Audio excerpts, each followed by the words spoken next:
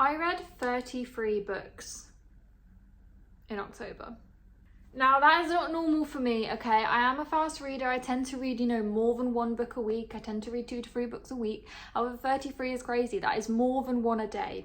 I did not exactly read more than one a day. I had a week where I read like 10 books and then, you know, a week where I didn't really read many and so on. And October is my favourite month.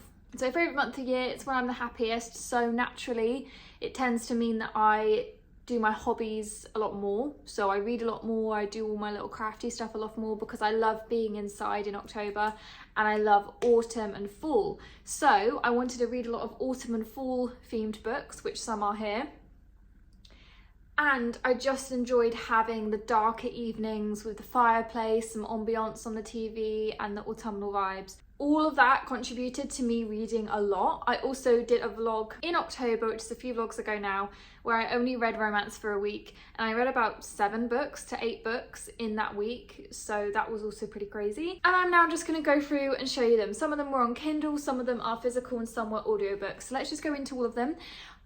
I have vlogged a lot of these because I pretty much vlog every single week. However, I tend to find that what is different is I may read a book and have a certain opinion on it, and then a few days later or at the end of the month or whatever, I look back and I think, oh, actually, I have this opinion or I've realised this or this has changed or blah, blah, blah. So that's sort of the purpose of this video. If you want to see what I thought while I was reading the books, then check out my reading vlogs. So anyway, going straight in. I started the month with The Spell Shop because I wanted a book that was autumnal, that had fall, autumn vibes, and I thought, you know, the 1st of October, straight away, I was like, I need to get in the autumn Halloween atmosphere. And this book definitely did that. I mean, I'm not gonna lie, I did make it quite easy for myself, but I also read this only in the evenings, really. And when I had, oh my God, my hair. And when I had ambiance on the TV, so I had like autumnal background music and stuff like that on the TV while I was reading it. So I made it quite a cozy atmosphere while I was reading it, and that did help. I think if I was reading this now, just sort of sat in my bed in broad daylight, it wouldn't hit as much, but I sort of made the scenario in which I was reading it helpful. So that, yeah, whatever. I really, really enjoyed this. I think I gave this 4 stars when I finished it. I'm not too sure, but basically I would give it now about 3.75 stars. If we're going on cozy fantasy, because this is a cozy fantasy, and if you don't know what cozy fantasy is, it's essentially a normal fantasy, but it tends to be a standalone, just one book, and it tends to not have too high stakes, and it tends to just, yeah, be a lot more cozy and not as sort of intricate world building, if that makes sense. Now, this did have a good amount of world building, nothing too crazy, but enough to show that the author made a unique world for it. The characters were really interesting and the plotline did have high stakes. All of those things all together mean I really like it. I'll go a bit deeper into those things. So the characters I really enjoyed. The main character, the female main character was a bit, she wasn't very nice at first and I found that a bit hard to get into, but she got nicer. There was really good character development and she had a little sidekick with her the whole time, which was a talking plant. And I loved him and he was a really nice addition. And again, it's like, it's a fun fantasy in that there's a talking plant. You know, you're not going to get a talking plant in a really high Lord of the Rings fantasy. And that's what I love about a cozy fantasy. I don't think anyone loves a cozy fantasy, and that is probably not anyone's favourite type of fantasy. But in the autumnal, wintry, cozy months and times, a cozy fantasy is great, and it would also be good if you want some fancy elements, some magic and whatever, but you don't want to read a really detailed, you know, Crescent City style, like, intricate thing. So if you're looking for something intricate and deep and something where you're obsessed with the world and all of this, and no, this probably isn't it. This is just a cute little standalone, you know, simple read it in a few days, whatever. If you are looking for a nice cozy fantasy, this is the best cozy fantasy I've ever read. I'd say there was a good amount of plot, and the plot was interesting, but to be honest, I just love the way that the author did use description, that I honestly could have listened and read her describing the main characters making jam. That's one of the things they do in it, is they make this magic jam, and honestly, and they go to these bakeries in the village and stuff like that, and I honestly could have read the whole book about that, okay, because the way she did description was so good, and I really liked the characters, like the little psychic character. There's a romance in this. Was that as strong? I don't think so. It didn't care so much about the romance, although I did like the male main character. He was sweet, but I think more was because he was sweet, I didn't like it as much, because that's not my type of romance I like to read, you know. So those were some elements that did and didn't work for me. Overall, as a cozy fantasy, loved it. As an overall book, it's a 3.75 because it's not like I'm absolutely dying to pick it up again. I couldn't tell you loads about what actually the plot was that happened. I, to be honest, only really cared about the characters and the descriptions. And I think a lot of why I liked it was that I made myself like it by the atmosphere I read it in. You know, I made it aesthetic and kitschy and cute. So that's why it's a 3.75 and not a 4 stars. But it's certainly very close. And look, if we're ranking it in on cozy fantasy, I've only ever read 2. There's another one that I've read this month. This one was the best one. And as you can see, at the beginning of the month, I was in this sort of witchy, fall, aesthetic-y mood. I wanted to get in the mood for Halloween. I wanted to get into the mood for autumn. So I also read The House Witch and the Enchanting of the Hearth. I say I read it. I DNF'd this one. And if I had to rate it, no more than 2 stars. I mean, that's being nice. I'm trying to think of a nice thing to say about this book. And that's quite hard, that's quite rare for me. I normally have some sort of positive with a book, but this was particularly tough. Maybe I went into a bit wrong because the aesthetic that I was looking for was like The Spell Shop, in that this is also marketed as a cozy fantasy book. And it wasn't that. I was expecting it to be about, oh, this new, basically the premise is that this new chef starts at this new palace, and he's trying to hide his magical abilities and stuff like that. And then that's all you really know when you go into it.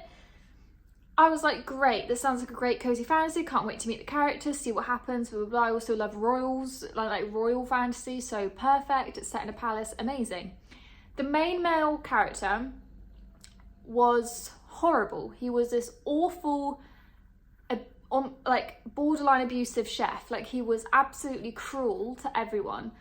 And there was just no part of me whatsoever that was rooting for him, that liked him in any way, that cared about him, that wanted things to go well. And I'm sure that maybe his character developed throughout. Maybe it does. Maybe it turns out to be nice. However, the other book, The Spell Shop, she starts out not too nice, although she wasn't as bad as this character. And then she gets better, but it's quite a quick progression and you can see how it progresses. However, this man was so cruel. I was like, there is no way he's coming back from this. And I don't mind the main character being a villain or being a bad guy sometimes. However, it just depends on how it's done. They need to have some kind of likable qualities. Like, for example, they need to have some humour or some sad backstory or something. But this guy just seemed to be an arsehole for arsehole's sake, and I just couldn't. It kind of triggered me. I was kind of like, why am I reading this? It felt like he was yelling at me when I was reading it. And like, for a cozy fantasy, that is just not what I want. Like, I want a cozy, nice read. I don't want to feel stressed when I'm reading a book anyway, let alone when I picked up a cozy fantasy. So straight away, that was really hard. I appreciate this book was clearly indie published. However, I do wish that the author maybe didn't get a proper editor, but at least had someone else read it. I feel like no one else read this book before they published it. And I think if they did, a lot of it would have been cut, a lot would have been changed, and it all around would just have been a lot better, because I like the premise. The premise is good of this, you know, the cook and all of this, but and also there was supposed to be a romance in it. But again, the guy was just so horrible to her, I couldn't get into it. And I know it's kind of enemies to lovers, they say, but no, when there's enemies to lovers, there needs to, for me, if he's or she is too cruel in the enemies to lovers, I'm not rooting for them. You can't get them back from. There's sometimes things people say or do as a character and as a person in real life where it's like, I can't change my opinion of you now. It is really hard. For example, I'm not a Nesta girl. I just can't be. I don't dislike her now, but I will never like her actively. And so maybe that's partly, you know, my view on books like that of why I couldn't get into it. But anyway, however, I did read about 200 pages. I really pushed myself. I tried to create, you know, the nice ambiance, but it was just depressing and angry and not something I wanted to read, basically. Then I read Filthy Rich Vampires. This is a series. I read the first one that I got in the works. I'm glad I only bought the first one. I rated this 3 stars, and I think that's a fair judgment. I get maybe 3.25, you know, maybe 3.5. I don't know, maybe 3 is a bit harsh, but around the 3 mark. It was good. It was, I say good as in it was enjoyable. I didn't want to put it down. I did want to find out what happens. It was extremely smutty, which is fine. I don't have an issue with, but it was like literally in the first chapter, and that just kind of ruins it for me a little bit. I don't know, it just makes it feel a bit Wattpaddy to me when that happens, but that's just me personally, how I feel about that. The male main character, again, not a huge fan of him, but he did grow, he did get better. He was just a little bit insufferable, but he was a vampire, so he was a bit, I feel like she tried to make him very Damon Salvatore, but as a crazy Damon Salvatore gal, he just wasn't hitting that caliber quite enough, so it just felt like he was just a bit of a twit. But yeah, I was interested in the story. I liked the whole premise of it, was sort of, you know, enemies to lovers, you know, it's a vampire and a human. It did feel, again, very Wattpaddy. I find with vampires is you can either go very intricate high fantasy style, or you can go very Wattpaddy and very Twilighty, and this felt that. It felt a bit cringy. It kind of felt like she wanted to just make a kind of a smutty romance and just added, you know, the vampire element to it. It was quite cool, the high society element. It was kind of like Gossip Girl meets vampires, and that as a concept I liked, so I kept reading it, and it was something about it that I didn't want to put it down. But yeah, it was slightly cringy. It did feel very young. I think younger me, YA me, would love it and loved it more. But I certainly didn't dislike it. I just, you know, I didn't love it either way. I was kind of just in the middle. As far as vampire books go, there's definitely better ones, but there's also definitely worse ones. Am I interested in reading the rest of the series? Not really. I would if I like had to, or if I like got given them. I'm not against it, but I'm just not, like, the first one ended fairly well, and I don't want to really, I have no desire to continue. Then we have the Plated Prisoner series, which I kind of started in September, but then I finished and properly finished reading throughout October, and I read this on Kindle. I have a lot of thoughts in this series. I have been looking, ever since A Court of Thorns and Roses, I've been looking for a series that has stayed with me. Okay, that is a sort of, not even a 5-star read, a 6-star read, where it stays with you, you can't stop thinking about it, you feel like the character, not even that you wish the characters were real, that you feel like they're real. Like, there is genuinely a small part of my brain that is like, are Reese and Feyre on another planet right now, living their life? Like, they feel so real, and the world feels so real. It feels like it happened, or it is happening somewhere else in the universe. Do you know what I mean? I just haven't had a read or a series that has got to that point yet. And at this point, I don't think I ever will. Plated Prisoner was probably as close as I've gotten. It's still not quite there, but that's mainly because for me, what makes it really hits with a series is the found family trope. For some reason, that just makes it a 6-star read for me. It makes me more likely to love the world. And that's why Throne of Glass and A Court of Thorns and Roses are up there for me. I don't have too much bad things to say about this series. I'm going to talk about the series as a whole, because the concept of a Midas retelling, I love. I think that's a great idea. I love Greek retellings, and especially the story of Midas. So it's really, really interesting. Great premise. Love it. First book, amazing. First 3 books, I'm going to say, 4 to 5-star reads. First book was 4 stars. Then we had a 5-star. Then we had another 5-star. And then the 4th book was a 4-star. Now, I do feel like these could have been condensed down a little bit, because the 5th book, I felt like was mainly just, it was got very high fantasy. It was a lot of world building, a lot of lore and history of the world. And spoiler alert, the 2 main characters are separated for the whole of the 5th book. Now, it was so, I hate that. It was so painful. And I'm glad that I started reading this book when the 6th book had just been published, because I would have gone crazy having finished the 5th book and still not seen the 2 main characters together. Apparently she was just going to leave it at that one. Like, what? They need to be reunited. Anyway, so the 5th book was actually a 2-star for me. I literally just pushed through it. I kind of skipped half of the stuff because I just didn't care. I just needed the context, and it was all a bit dark, and I didn't really care. I just wanted them to get together. So it's funny, the first few books were so amazing. The 2 main characters slowly meeting each other, getting together, kind of enemies to lovers, whatever, kind of giving acotar in that, like, you have her first love interest, and then this main character is a second love interest. Really interesting, loved it. And then, yeah, just something went wrong in that one. It was just so, it was not good.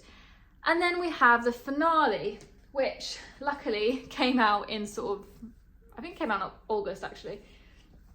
Now, first off, how gorgeous is this book? Okay, this is a first edition. It is signed. Will I be reading more by Raven Kennedy? Yes.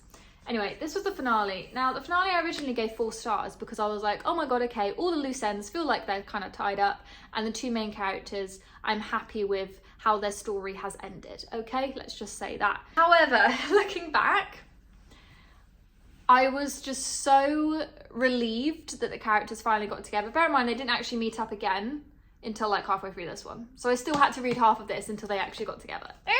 That I kind of clouded my judgment, but if I look back as a book on its own, it's honestly a 3 stars, if that, because it was, again, a lot of lore, a lot of background. There's all these other background characters that I just never really cared about loads. I was interested in them, but I feel like she tried to do a sort of Man in Blackbeak thing, and it just didn't hit as much. I just didn't care about the background characters as much, especially because there was about 5 different POVs here, and we hadn't had 5 different POVs before. We had like maybe 3 or 4 before.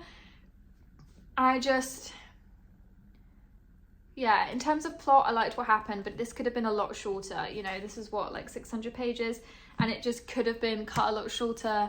One of the main characters gets amnesia, and then like she's like cured within like, you know, a few chapters, like a couple chapters. It was just kind of pointless. So, you know, there was little things that annoyed me about it, but overall, rating the series as a whole, I would say I loved the series. It was a really good fantasy and a premise that I loved, and I would really recommend the Play to Prisoner series if you're thinking about reading it. However, if I ever reread this series, which I'm sure I will be rereading the first 3 to 4 books, and that's it. You know, I won't be reading past that because I don't really care, okay? I will be reading the first, probably not even the first one, probably just the second and the third books, because that's where the romance was hitting, the plot was hitting, the fantasy was hitting. It was all just going really well. So overall, I'd say it's a 4.5 star series, because it's the only one where I haven't stopped thinking about it, and where I'm looking up fan art about it, and where I'm obsessed with it, and blah, blah, blah, and I'm willing to talk about it loads. So that puts it really high. But yeah, as it went on, it just disappointed me a little bit. The beginning of it, amazing, and I'll be reading more of whatever Raven Kennedy puts out. So yeah, overall I loved it. I am being a bit harsh.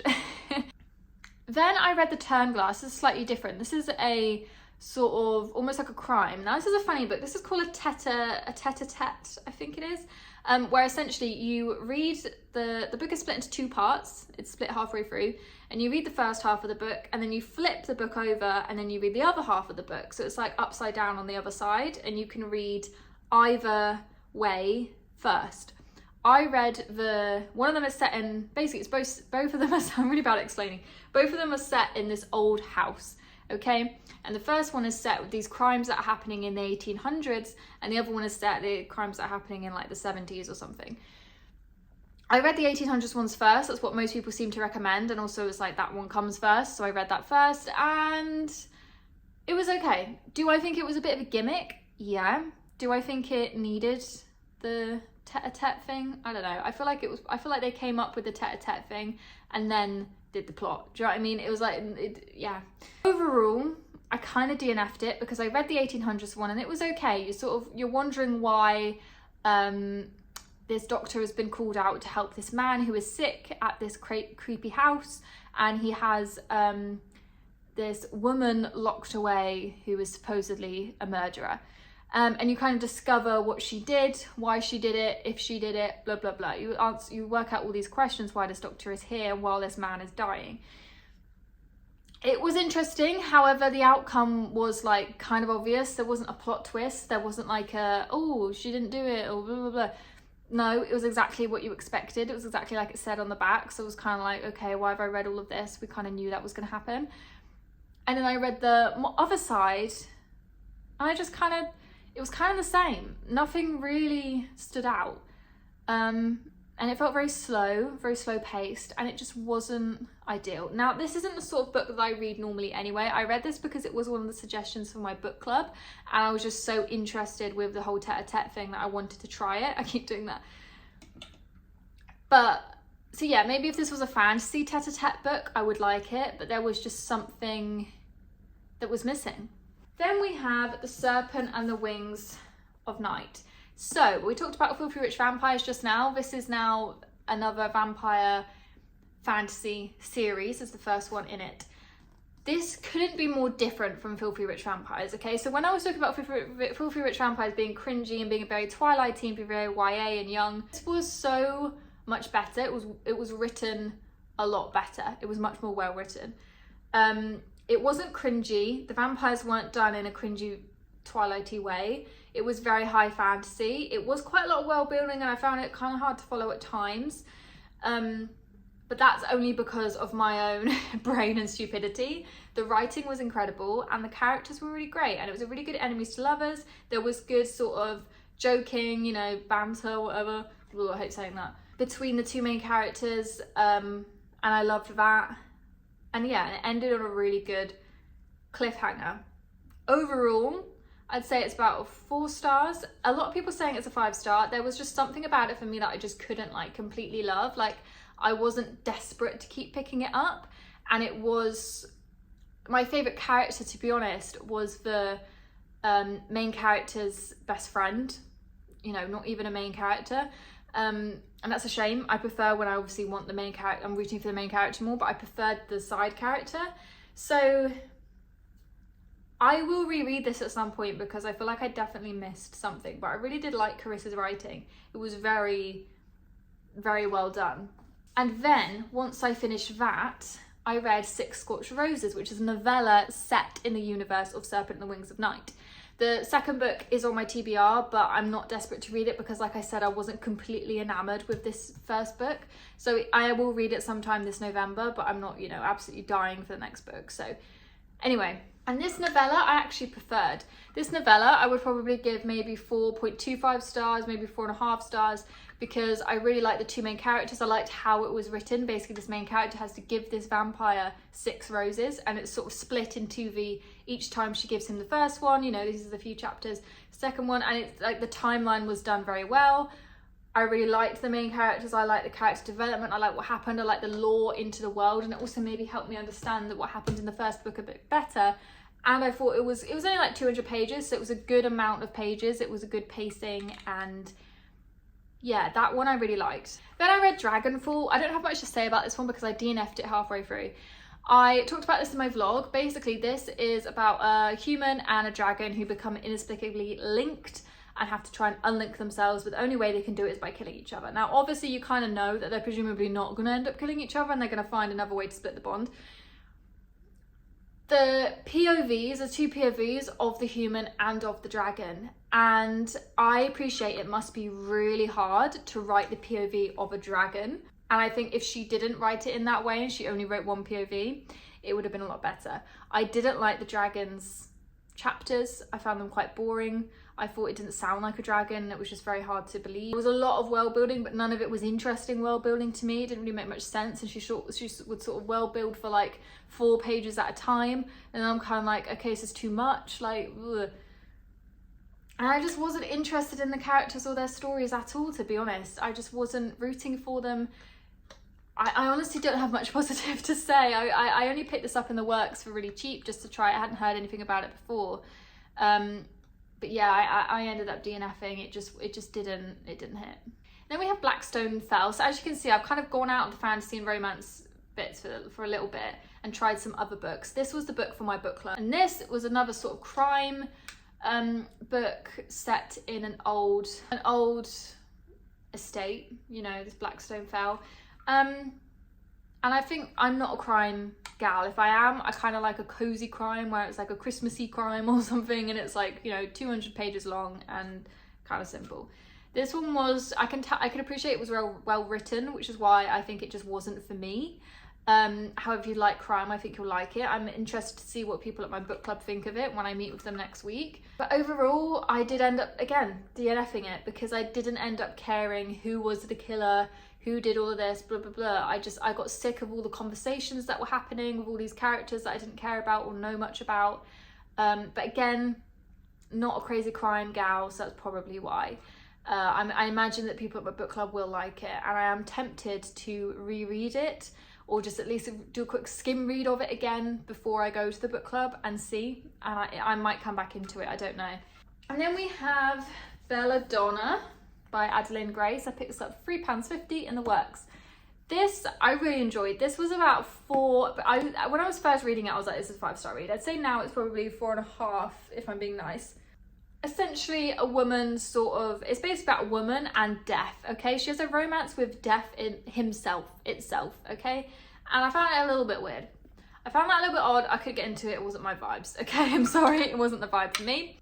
However, the actual story is kind of like a murder mystery with a woman that basically has these powers where she can sort of, you know, see ghosts and communicate with death and all of this, while having a romance with death and while working out what's happening in this new family that she's now part of. It was, I know I said I'm not a crime gal, but I like when there's an extra element like fantasy, for example, like this one. And it was really good and I enjoyed it, and I enjoyed the murder mystery, and so there were some plot twists I didn't expect, and the characters I did really like and I could get into, and that's what I liked about it and made it different to other books that might be similar.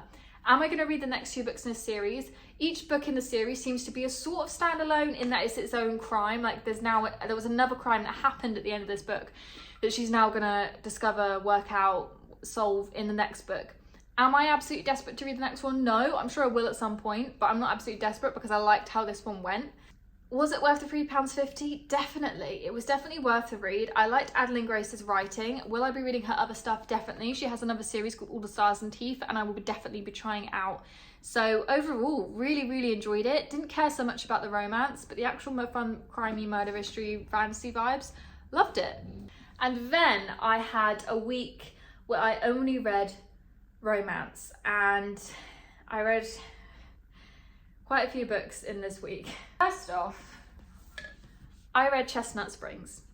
Okay, now if you don't know about Chestnut Springs series, basically it's a romance series with these people on a ranch, okay, and it's got cowboys and bull riders and all that kind of thing. I'm going to go into each one very quickly and then rate the series as a whole. And I talked about this a lot in my romance vlog, and my thoughts are still quite similar to what they were when I was reading it. So if you want to know more, then check that out. Start with the first one, Reckless. Second to least favourite. The male main character, again, this is the problem. He was so moody and like grumpy that I just couldn't like him, okay? And like I said before, you know, I couldn't forgive him being so moody at the beginning. I just couldn't get into it. If we had a few more 100 pages of him like being really nice and grovelly, then maybe I could, but I just, he was a bit insufferable for me. However, I like the female main character and I liked their story separately, just not a crazy fan of him. So this, it was the first one. I wasn't crazy impressed. I think it was probably like a 3.5, 3.75 stars, 3.75. I think 3.5 is a bit harsh. But I was interested in it, and I really liked the other characters that were mentioned in it, and I know that they would then appear in these. So yeah, if you asked me to just read this one, I probably wouldn't have read the rest of the series. The only reason I did read the rest of the series is because everyone says how the other books are better. So I sort of pushed through this one so I could read the others. And then we had the second one, which, well, no, it's not that one. It was Heartless, this one. This man, arsehole. Not a fan. Did not like this man. Did I like the female? Yes. The female in this was my favourite female main character and my favourite character out of the whole series, okay? She was amazing. Willa was so much fun. She was a bad bitch. She was great. That's the only really reason it kept me going, and that's the only reason that I liked their romance, is because she kind of put him in his place, and because she was just great and I wanted her to be happy. This has a single dad trope, which I've never read before, but I did actually really enjoy it, and I really liked seeing the son, how he was written in. He was really nice and sweet, and it was a nice, like, heartwarming story. But again, just something didn't hit because I just didn't like the man, and he just never seemed to grow on me. Again, I'm not good at forgiving, okay? And he just annoyed me too much. So again, probably a 3.75 stars. It's my least favourite out of all of them. So it wasn't a great start to the series to begin with. However, we get to the third one, Powerless. Jasper Gervais. Now, the female main character in this I liked, although she didn't really stand out that much. She, you know, it wasn't anything too crazy. Now, him, oh my gosh, he was layered. He had emotional layers. He was an emotional, intelligent man. He was a kind man. He was a nice man. He was a thoughtful man. He was a man, okay? This book, possibly my favourite romance book ever. I haven't read that much romance, to be fair to me, but it's up there, okay? As soon as I started reading this one, I was like, thank God I went through these two to get here, because it was so worth it. This one was so good. The fact that, yes, there was emotional development, it went into some of his trauma. It went more deeply into the characters themselves rather than just the romance story between them. It went into them as people, and I really, really loved this man. I was rooting for him, I was rooting for her, I was rooting for both of them. I wanted them to be happy. These are his first 2 books. I was like, you guys don't deserve her. This one, he needed her and more. Do you know what I mean? He was just incredible. He's one of my favourite characters, honestly, ever now. And he is a new book boyfriend. This was a 5-star read. Okay? Possibly one of the best reads of the month. Now, because that was halfway through. Then we had the 4th one. Oh wait, have I done that in the right order? Yeah, I have. Now, the man in... wait, hang on, I got these wrong. Sorry, this was the first one, this was the 4th one. Okay, ignore that, that was the first one. They look too similar. This one, the man in this one as well. Also up there, not quite as loved as Jasper in that one because he wasn't as emotionally developed, but he was, again, a nice man. He was an attractive man in many ways, and he was a good man, and it was fun and interesting, and I just loved it.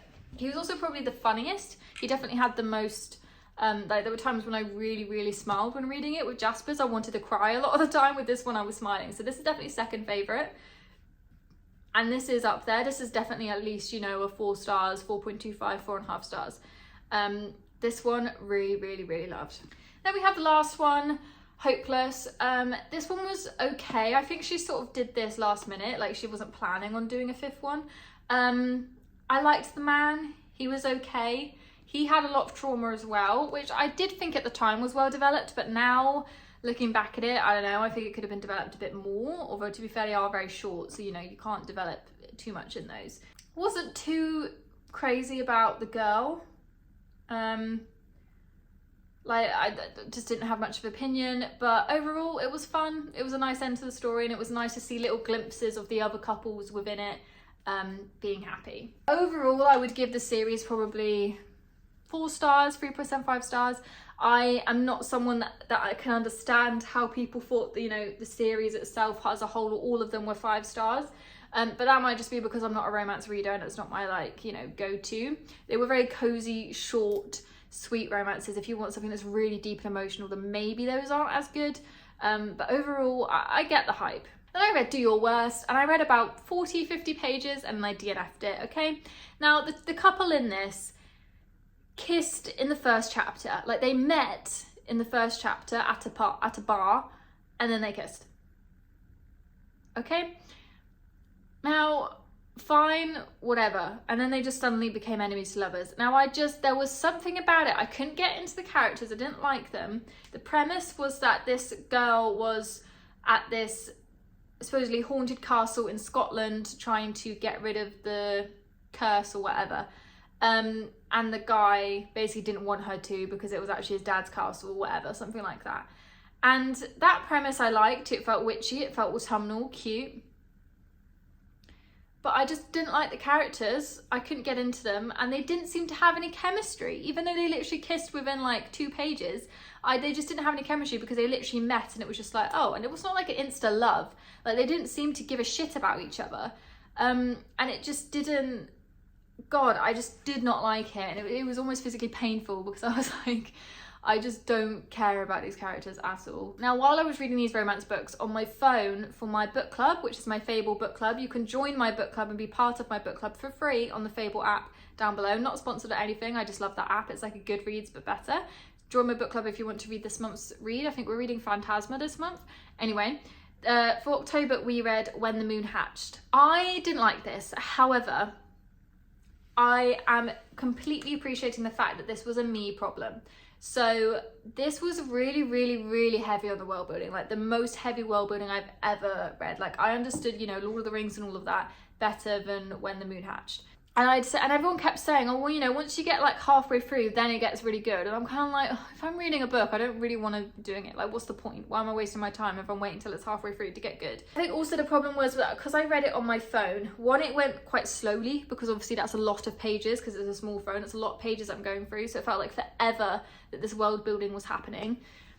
I think if I maybe read it as a physical copy, it might have been a bit easier, and I would definitely be rereading this because I really didn't like it. I kind of just ended up skipping through, and by the time the world building kind of stopped and we got to the proper plot, I was so confused still on what was happening. Also, in the actual book, there is like a glossary and like that gives you more details on the world. With obviously on Kindle, I didn't even know that until afterwards, and it would have been a faff anyway to go back and keep checking it.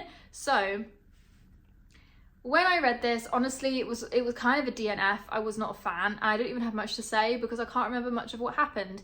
However, it's not a DNF to the point where I'm like, it's a bad book. It's not. I can tell it was very, very well written and it looks like a really fun fantasy.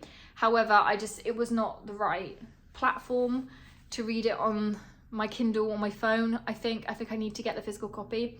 The second book in a series is out next autumn 2025. So my plan is to, because I have so many books on my TBR, I think I'm just going to reread When the Moon Hatched next year before the second one comes out and see if I like it then, you know, and then if I like it, then I can buy the second book. So that's the plan. I'm not in a rush to reread it, but I will be rereading it at some point, so I'm not even going to rate it because it doesn't feel fair. I can definitely tell it was a well-written book and I think I will like it, but I needed to be in a particularly high fantasy place to read it. And while I was reading it, I was reading all these romance books that are quite light, and I think that didn't help. You know, I clearly wasn't in the high fantasy zone. So yeah. Then I wanted something with more substance, so I read Binding 13. A lot of thoughts on this book. How do I sum it up quickly? First off, this is 800 pages, okay? This is a romance that is 800 pages, okay? Even acotar, I don't think, other than, you know, the later books, didn't really get to 800 pages, okay? Crazy. Did it need to be 800 pages? Absolutely not. There are at least 400 pages, at least half of it that she could have cut out. It did feel very slow. The only reason it moved fast was because I'm a fast reader. Like, I read probably the first 400 pages in one sitting. So in that sense, it didn't feel too slow. But then I sort of sat back and thought, oh, like, what's actually happened? And nothing of substance had really happened. So that's my issue with the length. However, I did still read the whole thing, and I still read the whole thing very quickly, so it's obviously not that big an issue. Another thing was the characters. It's set in sort of a school romance, and because they're so young, I just didn't like the romance so much. I couldn't get into the romance. I couldn't really root for them. I wasn't thinking, it didn't feel very, it just felt wrong. Like, I was like, these people should be doing their GCSEs. They shouldn't be doing this. Like, I felt very old reading this. And I think young teenage me would have ate this up and would have loved it. Especially because when you're younger, you think that you're older, don't you? But now reading this, and it's like the girl at the beginning is 15, like trying to imagine what I was like at 15. I don't know. It's just, I couldn't root for the romance. It just felt wrong. However, the coming of age story, loved. The sort of backstory into their lives, especially the girl. The girl has a lot of trauma. She has a very, very horrible home life. And I don't want to say it was fun to read her chapters, because it wasn't. It was really heartbreaking to read her chapters, actually. And it really made me tear up a few times, which might show how well it was written in some ways. It was the journey of the characters and learning about their background and seeing the friendship group as a whole that I found the most interesting. The actual romance didn't bother me so much. Now, luckily for most of this book, it is kind of them building a friendship. So I really enjoyed it for that sense, because I liked seeing their friendship, and I really liked the ending. The guy gets surgery and he's all a bit high and he's saying some very funny things while he's on all these painkillers, and that was a great scene, but it happened like right at the end. So overall, the bad things were the main characters felt so young, especially the main girl. I literally pictured her like a tiny little child. I just couldn't see it from a romantic perspective. Was it written a bit Wattpaddy and cringy? Yeah. But look, I can see why people love it. I can see why people liked it. And look, I read this in like 2 sittings, okay? And it's 800 pages. Like, I read this really quick. I read this in like a day. So clearly, that even if it was written Wattpaddy, there was something about it that made me not want to stop and made me not want to put it down. And do I know what that is? I'm not too sure. I think it's because I love the characters themselves and their development, but I can't be 100% sure. I'm going to say for me it was a 4-star read because I didn't want to put it down, and it ended on a cliffhanger, and let's just say it was a good enough cliffhanger for me to buy the next book. How the hell this one is also 800 pages, I don't know. But bear in mind, I started this one yesterday. Now this is November, so this doesn't count. But I started this one yesterday and I'm already over halfway through. So there's clearly something about it that means I can't put it down. But if I'm looking at it from maybe more of an objective or more of a writing viewpoint, it is a bit cringy. And I do think if I'd read it when I was younger, I would have loved it a lot more. A lot of people say this series is like the series they can't get out of their head. It's a 6-star read. It's like acotar, they can't stop thinking about it. I am not in that same boat. I do not love it as much. However, I liked the emotional depth in it. It was definitely a lot more emotional depth than Chestnut Springs. And then in the romance week, I read Cinnamon Bun Bookstore. Now, there is one massive plot hole and issue I have with this book, okay? Why is it set in summer? This is a summer romance. And why has no one mentioned it? I saw one girl mention it on TikTok. Why has no one mentioned the fact that it's called the Cinnamon Bun Books? Who has a cinnamon bun in summer? It looks like this. What is going on?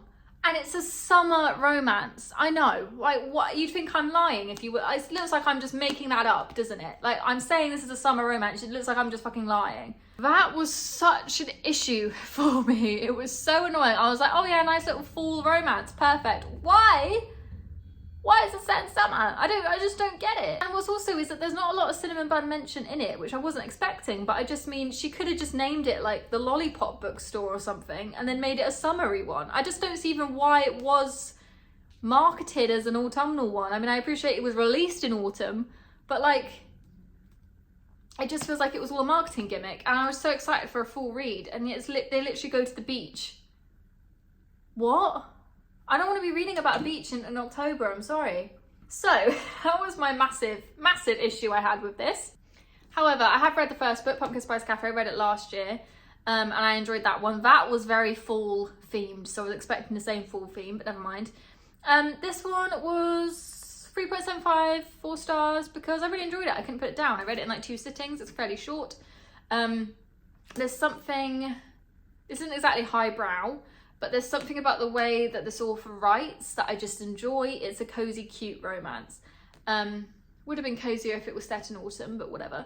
I like the male main character, I like the female main character. I related a lot to the female main character, so I think that's why it really resonated with me. And I think if you're looking for a fun romance with a bit of smut in it and it's all just a bit kind of lighthearted, then you will like this book and you will like this series. And yes, I will be reading her other books in this series because there's something about her writing that I love. However, God, that was such an issue for me. Like, I just don't... And I've not seen anyone even address it. And I'm like, can we please talk about that? Anyway, moving on. I then read... I'm even embarrassed to admit I read this. I DNF'd Haunting Adeline. Now, this was a book that was chosen for me by my Instagram followers in my Instagram Chooses My TBR video. It was free on Kindle Unlimited, so I'm not angry about it. I would not have paid for this. But my God, so bad. Like, this one was very, very Wattpad-y. And I don't mind a Wattpad-y book because I used to be a Wattpad girly when I was like 13, but I was 13. Do you know what I mean? I'm now 10 years older. I don't know, not as keen on that now. The reason this book is quite controversial is because there's a lot of, it's basically the main character is stalking the female main character. And I thought with the way people were talking about it, they would kind of be like, oh, well, yeah, but I don't know, you still are rooting for the romance or whatever. He's not like properly stalking her. I don't know, like it would be, you know, the whole point is it's a romance. So that you would somehow still like the main characters and root for them. One, didn't find the male main character likable or attractive in any way. And when I say attractive, I don't just mean looks wise. I mean his whole, like, you know, aura, the way he spoke, his personality, nothing about him was attractive. So he was just a creep. If you're really attracted to the male main character in this, you might like it because, you know, it feels less creepy when they're attractive. But because I didn't have those rose-colored glasses, it was just creepy, okay? And I think, do you know what, even if you did fancy him, like, it is just fucking creepy, it's weird. This is my first ever dark romance. Will I be reading more? Not too sure. I wouldn't say no, but it's not actively looking for any dark romances on my list. I think you kind of maybe have to be a dark romance girly to like this. However, I can't deny that it was written very Wattpad-y. So even if I did like dark romance, I just think that the style was so cringy and some of the scenes were just questionable. And yeah, I basically DNF'd halfway through. And I wasn't rooting for the two main characters at all, because to me it was just a crime. And after that, I took a break from romance, okay? So I read all of those books within about a week. So that's why this is quite a high list, okay? Because a third of the books that I read were read in 1 week. On Kindle, I then read The Housemaid. This is a very different read to all the others. This is sort of like a psychological crime one. This is a classic that a lot of people have read, and I hadn't read it. And I saw that it was free on Kindle. It was only about 300 pages. I thought, let's give it a go. And I read this while I was away in London for a work trip, and I read it in the evenings in my bed. And it was really good. I really, really loved this. I love a psychological thriller. I like when it's sort of a crime novel, but it's got like something psychological, deep or weird about it that you're trying to figure out. And I couldn't figure out why basically essentially this maid gets hired as a housemaid by this older woman who has a husband and a daughter and stuff like that. And I couldn't work out why the wife was being so horrible to this housemaid. And I thought I knew the plot twist. And I did know one of the plot twists, but there was another plot twist that I was not expecting and didn't know about. And oh my God, it was so good. It's now being made into a series or a film. I think it's a film actually. And like Sydney Sweeney, Amanda Seyfried's in it. Very excited to watch that next year. I think it's next year it's coming out. And yeah, it was really good. I'd honestly say it was a 5-star read. You know, it stayed with me. I told everyone to read it. I think that's when you know a book was really good. When I'm like calling my mum up being like, you'd love this book, Mum, you need to read it. And it was amazing. There are some other books in the series and other books that Frida McFadden has written. And yes, I will be reading them at some point. I'm not desperate to, because each book is kind of a standalone. So it's not like it ended on a cliffhanger. Like, I can read them whenever I want. But if I am, and I'm not a crazy, you know, crime psychological girl, I have to kind of read it in like little bits. So it'll probably be a few weeks before I want to read another psychological thriller. But really, really good. We have A Court of Thorns and Roses, because I have been rereading A Court of Thorns and Roses and A Court of Mist and Fury. I've been rereading them as audiobooks. I'm listening to the graphic audio and I'm absolutely loving it. I never used to read audiobooks. This is my first time trying an audiobook and I'm really enjoying it. I do think the graphic audios are better because you've got like the background sounds, you've got like more sound effects. It kind of just feels like then that you are watching a TV show. And it's much easier to picture in your head and it kind of brings to life these scenes that I love so much. So yes, I read the graphic audio of the first book, loved it, ate it up, listened to it while doing all these little stuff. And yeah, I mean, I haven't read an audiobook of a book I've never read before. I wonder if that will work as well, because you do have to concentrate quite hard when you're listening to it to picture what's happening. So often I read it on the treadmill, for example. It does feel like obviously if you kind of zone out for a bit, you're going to miss a lot. Whereas obviously because I'm rereading this, I know what happens in acotar anyway, so I can kind of zone in and zone out. But overall, really love the audiobooks. It's a load of fun. And yeah, I'll definitely be getting into them. I'm reading them obviously very slowly. That's the only thing with audiobooks is obviously it takes, you know, weeks to read one because they're so long. But yes, I will be reading a lot more. And there's a lot of books on my TBR actually that are currently free on Audible. So excited to try those. But yeah, whether or not it will just be like rereading books that I already love on there, or whether it will be whether I can read completely new books, we will see. But yeah, I'm about to finish Court of Mist and Fury and start A Court of Wings and Ruin audio. Light Larks, the first book, this is the second book. The third book comes out this month, probably next week once this is posted. And I have very different opinions. So this book I really enjoyed. This book was probably a 4.5 stars for me. I really also look how floppy it is. I like that really helped, to be honest, how floppy it was. I really like the premise. It's essentially a book about trials, about these different people across the kingdom with these different powers, and they all come together and do this trial. And I really enjoyed it. It was basically Hunger Games, but fantasy style. I liked it. Did some of it make me cringe? Yes. Was it very YA? Yes. Was it the best book in the world? No. But like, I enjoyed it, okay? This book, I was expecting a lot more. First off, the first few chapters of this book are at the end of this one to tease it. And I read and I wasn't sure whether to buy the second one because I was fairly happy with how this one ended. And then I read the chapters of the next book that it suggested, and I was like, oh my god, love it, need to read the next one. Read this one, weren't the same, these chapters weren't in here at all. Okay, now that's obviously because of the editing and because of whatever and blah, blah, blah. But like, I got so excited for this one, and then these chapters just weren't in it. It wasn't even addressed. This book felt very filler. Not a lot seemed to happen. I couldn't really tell you much of what happened. It felt like, I mean, it's not too long, it's only 400 pages, but it feels like it could have been honestly like 100 pages. Like the only thing that really happened was right at the end, and that I really enjoyed. And I enjoyed seeing the character development, but just a bit disappointed. However, I will be reading the third book because I want to see what happens with the characters. There is a love triangle throughout this, and I want to see what happens in terms of the love triangle. But I'd say in terms of the fantasy plot, I'm not as bothered because this one just kind of was a bit dull talking about it. However, the romance subplot is what I'm reading it for, essentially. So yeah, this was a high marked read. This was honestly like 3 stars. I mean, I still read it all. I still was excited to keep reading it. But then when you finish a book and you look back and you think, what actually happened? Like, it feels like a lot happened in this one. And then this one, just nothing. Kind of like the Plate Prisoner thing again, where it was like the first books were great and then suddenly it seemed to just be like a filler book, and it was a bit weird. So I am intrigued for the third book to see what happens, but that will be my November wrap up. Then I read Wild Love by Elsie Silver. Now I'm actually still in the middle of this because I started this about 3 weeks into October. So I started it about the same time I was reading The Housemaid, and I read this on Kindle.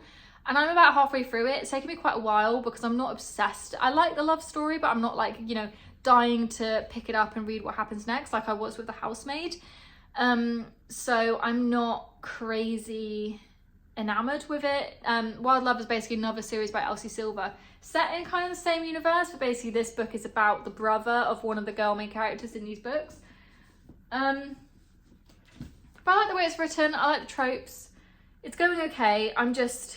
There's something missing. I think maybe it's the female main character. There's something about her that's a bit boring. But I will get through it, and I will read her other book in the series as well at some point. So I don't know. I don't want to rate that one yet, but just saying I am in the middle of that one. And I ended the month with some more cozy autumnal reads because I'm like, look, it's Halloween. Let's finish the month with cozy Halloweeny stuff. So I read Bookshops and Bone Dust. This, I almost DNF'd. I didn't. I kind of skim read it. You might count that as DNFing. I don't. This was a cozy fantasy and it was good. It was okay. It's a prequel to Legends and Lattes, and I think actually it would have worked better if I read the first book and then read this one, the prequel. Sometimes that works with books and films, doesn't it? This kind of basically gave more backstory into the female main character, but I guess because I didn't know much about her, I didn't really care so much.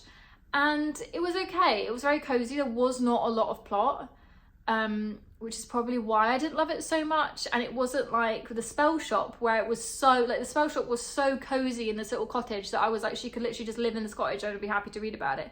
This didn't have that same cozy vibe, so I wanted more of a plot.